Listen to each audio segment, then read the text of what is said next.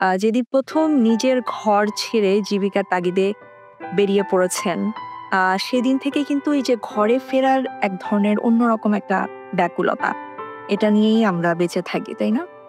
আ সারাদিনের ব্যস্ততা, কাজের চাপ, ট্রাফিক জ্যামে বিরামহীন ছুটে চলা এবং চলতে হঠাৎ মনে হয় যে এই ব্যস্ত নগরী ছেড়ে একটু যদি চলে যাওয়া যেত আ নিজের বাড়ির আঙ্গিনায়।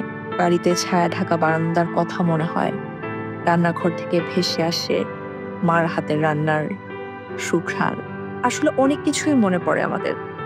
যারা বিশেষ করে যারা আ কাজের তাগিদে এই ইট পাথরের নগরীতে থাকেন, ঈদের ঘরে ফেরার যে আনন্দ, ঈদে ঘরে ফেরার যে ব্যাকুলতা, এটার আমেজটা একদমই অন্যরকম।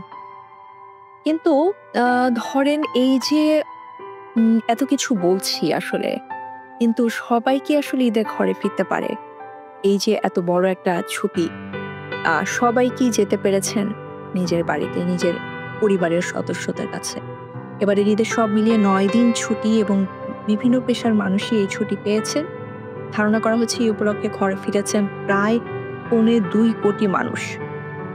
কিন্তু একটু চিন্তা করে দেখেন, এই ছুটিতে ঘরে ফিরতে পারছেন না আইনশৃঙ্খলা বাহিনীর সদস্যরা, পুলিশ, সেনাবাহিনীর কর্মচারীরা, ফায়ার সার্ভিস কর্মীরা, ঘরে ফেরা মানুষের তালিকা থেকে বাদ পড়ছেন অসংখ্য চিকিৎসক, সাংবাদিক এবং ফ্রন্ট লাইনার যারা আছেন, যারা সেবা দিয়ে যাচ্ছেন প্রতিনিয়ত মানুষের।